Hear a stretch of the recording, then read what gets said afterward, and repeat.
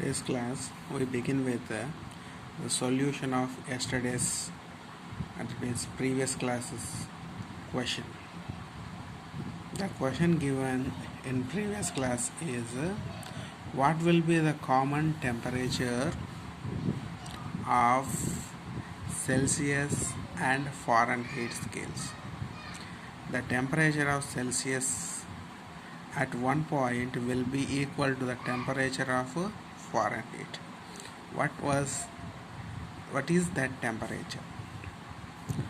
See, to find the solution,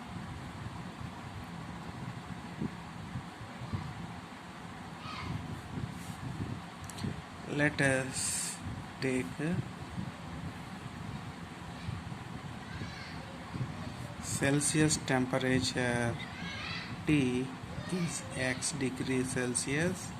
Since it is equal to Fahrenheit, so Fahrenheit temperature F is also be x. Now the ratio of Celsius and Fahrenheit scales. The Celsius scale ratio is C by 5. Fahrenheit scale is F minus 32 by 9. Since both are equal, so C we substitute x, F also we substitute x, minus 32 by 9. We have an equation on one variable. Let us find the solution by cross product. 9 into x, 9x, 5 into x minus 32, then 9x equal to 5x minus 5 to 10, 5 3 is 15 plus 1, 16, 160. 5x is transposing to LHS, it will be minus 5x equal to minus 160. The difference is 4x equal to minus 160, x equal to minus 160 by 4, 4 ones 440, so x equal to minus 40.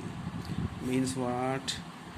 Minus 40 degrees Celsius temperature is equal to minus 40 degree Fahrenheit. So at minus 40, both Celsius scale temperature and Fahrenheit temperatures are equal. This is the solution of the problem given yesterday. Okay, and let us continue the lesson. In today's class, we are going to learn about a word, specific heat. The word we are going to learn is a specific heat. Specific heat is being defined as the quantity of heat required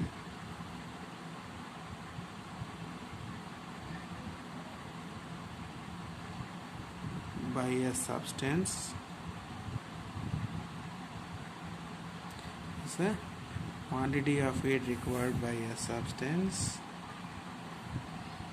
at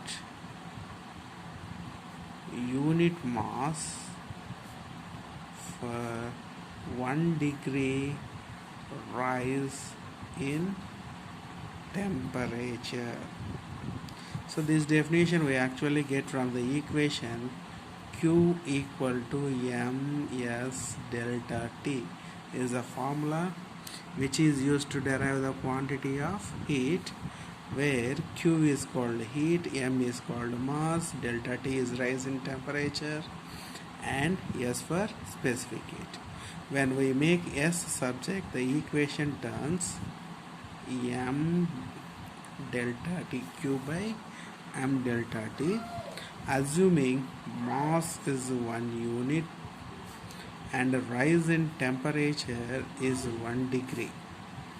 then S is equal to Q by 1 into 1 is a Q by 1 is equal to Q. So specific heat is none other than heat at what conditions? Unit mass and 1 degree rise in temperature.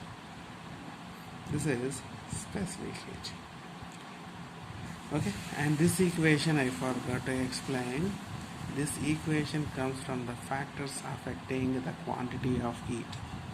A substance, when it gets heated, the quantity of heat it gains depends upon mass, nature of material, and temperature. So different materials have different rise in temperature, different substance masses have different absorption ability. Even the temperature change also affects heat. How does it affect? Means heat is directly proportional to mass, means when mass of substance increases it gains more heat, and heat is again directly proportional to change in temperature. Certain temperature increases, heat absorbed also increases. Then Q is proportional to M delta T, where Q is equal to M S delta T. S will come as a proportionality constant, and which means it is called as a specific heat. Okay, so what's the ability of specific heat? About specific heat, we can simply explain that specific heat is the substance which defines the absorption or emission ability of heat. How does the substance is heated? Say I can give you here a shortcut. If a substance has greater specific heat, so what do we expect from that substance is it's get heated slowly, but the heat retains longer time. The heat retains for longer time. And one more shortcut about small specific heat, heated quickly. It gets heated quickly but cannot retain longer time. So we can have an example. For greater specific heat, example is water. So water, it gets heated slowly, and the heat exists in it retains for a longer time. You have a practical observation. Take a piece of iron. So a piece of ice is kept in a container. We observe that how it melts. It melts very slowly. Even we start heating it, it boils also very slowly, because it is it absorbs the heat slowly due to its high specific heat. Even the hot water, we have daily life examples also. A watermelon fruit is cut and kept in a refrigerator. So after some time, we know it gets cooled, and when it is taken out, the coldness in the watermelon fruit remains for a longer time, because watermelon fruit large quantities it contain water. So it gains heat, it loses the heat, it loses its coldness, it's slowly, because the only reason it has a greater specific heat. So we have an example for small specific heat also. An example is lead. You can observe this lead during attaching making simple circuits on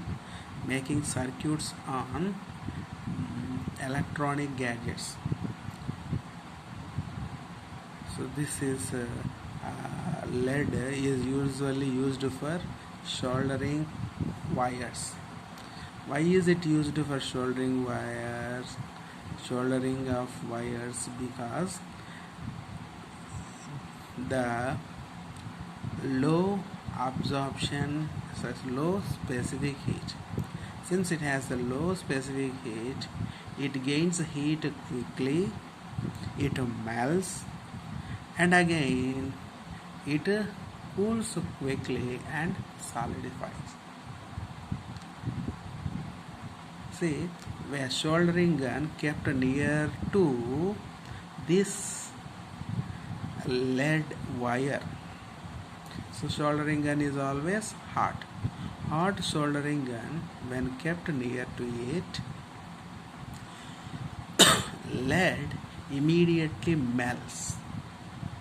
So due to the small heat, because even the small heat is given, it gains that quickly due to its low specific heat.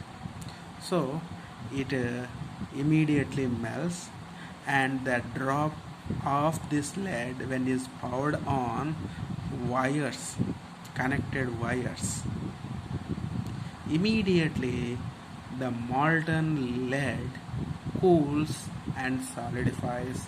The wires stick together permanently. So this is the advantage of lead with a small specific heat. Not only that, even copper has a low specific heat. That's why when water stored in copper, it remains cool. So because of this, we can observe that greater specific heat and a small specific heat both have different abilities. If a substance is having greater specific heat, it heats slowly and retains the heat for longer time. Small specific heat, it heated quickly and retains very less time. This is it. And next you see applications. We have already discussed the applications like watermelon fruit, lead in soldering, and just now we had one more example, copper vessels. So these are the advantages. Even not only that, so once again I will write them. Watermelon fruit, copper vessels, water high specific heat, this is low specific heat. Even you see that samosa, sandwich,